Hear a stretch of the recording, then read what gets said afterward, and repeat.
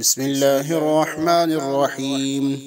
سبح اسم ربك الأعلى الذي خلق فسوى والذي قدر فهدى والذي أخرج المرعى فجعله غثاء أحوى سنقرئك فلا تنسى إلا ما شاء الله إنه يعلم الجهر وما يخفى ونيسرك لليسرى فذكر إن نفعت الذكرى سيذكر من يخشى ويتجنبها الأشقى الذي يصلى النار الكبرى ثم لا يموت فيها ولا يحيا قد أفلح من